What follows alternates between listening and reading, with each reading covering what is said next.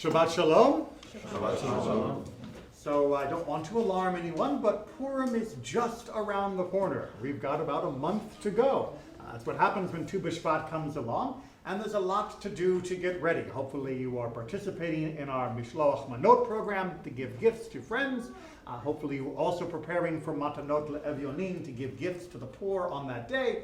Maybe you're getting your Seudah, your party ready for Purim afternoon, not the night before, but the afternoon. And of course, you'll be coming to our Megillah reading, where we will be having not only much fun, but also prizes for great costumes, which is why I've already had to begin work on my own costume.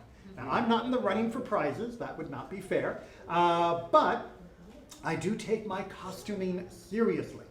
It's an important part of the story of Purim. After all, the entire story is built upon the fact that nobody knew who Esther was, and she was able to reveal herself at the last moment, while at the same time revealing the evil of Haman. And of course, the entire story reveals the stupidity of kings. So there is much costuming going on throughout this, not to mention the costume change for Mordechai in the very middle of the story, the turning point, in fact.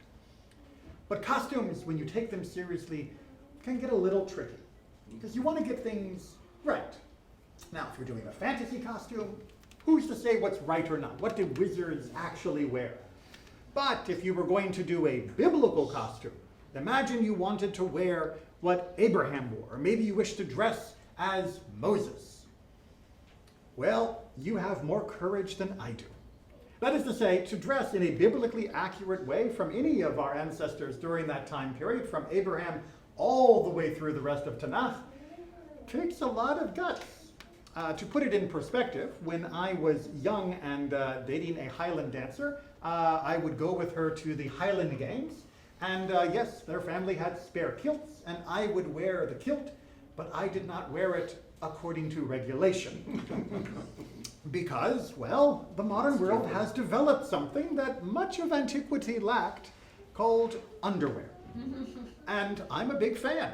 But in antiquity, you would be wearing essentially a poncho, a tunic of some variety, with maybe a couple extra layers depending upon the season, and it would be girded around the midsection, and then it would hang loose.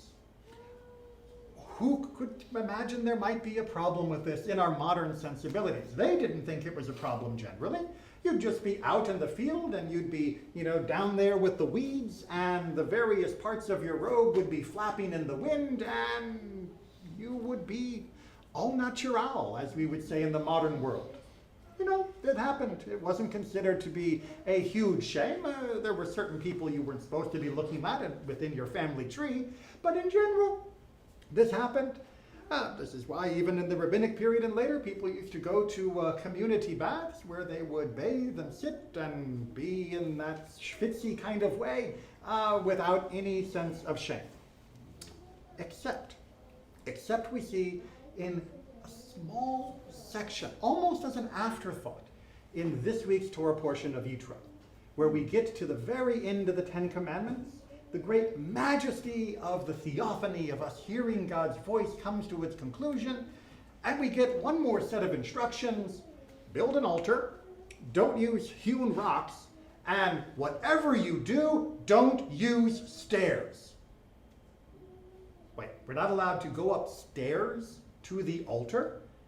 Well, no, because when you go upstairs and you lift one leg up and your robe is flapping, you are going to be showing more than you probably were bargaining for. And while that is perfectly fine in the field, while it's fine in the bathhouse, while it's fine doing much of life, at the altar of God, that is a little disrespectful.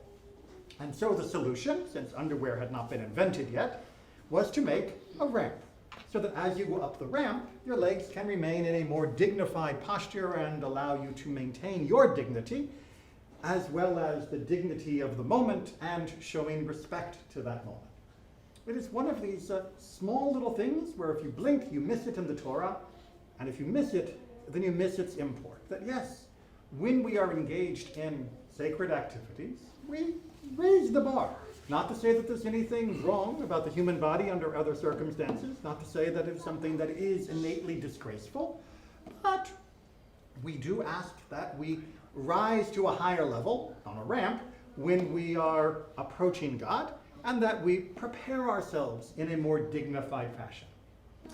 But our sages did not leave it at just that. Because our sages said not only do we learn about how we approach God, but look at it from a Kal v'chomer perspective, an all the more so perspective. One of the most famous logical syllogisms that the rabbis use.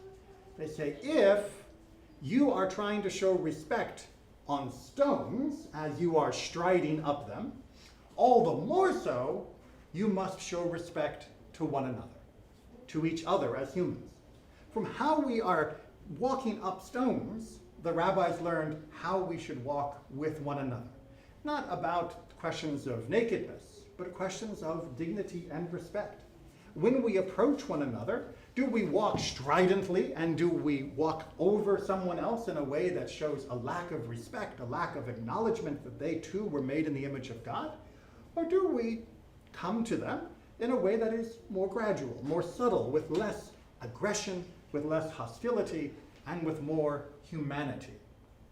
This is what our sages see from a wardrobe malfunction concern in the Torah, that they teach us that this is about a community function, about how we will work in ourselves and in our community.